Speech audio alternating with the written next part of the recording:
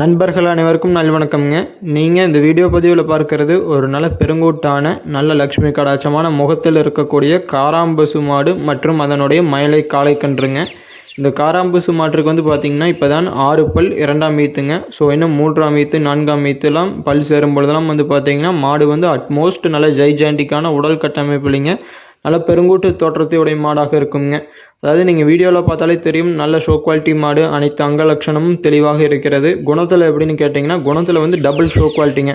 பெரியவர்கள் பெண்கள் என யார் வேண்டுமானாலும் ஈஸியாக ஸ்டூல் போட்டு உட்காந்து பால் கறந்துக்கலாமுங்க.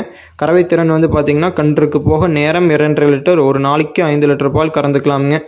4 காம்புகளுக்கான இடைவெளியை நீங்கள் ஸ்கேல் வைத்து அளந்தால் கூட சேம் சென்டிமீட்டர் சைஸ் தான் இருக்குங்க. அந்தளவுக்கு நல்ல சீரான பூக்காம்புகளுங்க.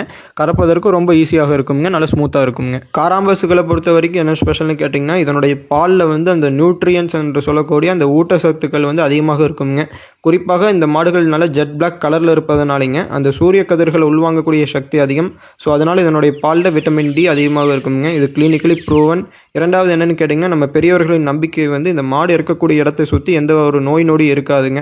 மூன்றாவது என்னென்னு கேட்டிங்கன்னா, இதனுடைய பால் வந்து தெய்வங்களுக்கான அபிஷேகத்துக்கு ரொம்ப உகந்ததாக கருதப்படுதுங்க. ஸோ இந்த காராம்பசு உங்களுக்கு தேவைப்பட்டால் கான்டாக்ட் பண்ணி தெளிவுபடுத்தி வாங்கிக்கலாமுங்க. நல்ல ஷோ குவாலிட்டி அமைப்பு கொண்டது, குணத்துலேயும் ஷோ குவாலிட்டி, அழகுலையுமே ஷோ குவாலிட்டிங்க. நன்றி, வணக்கம்.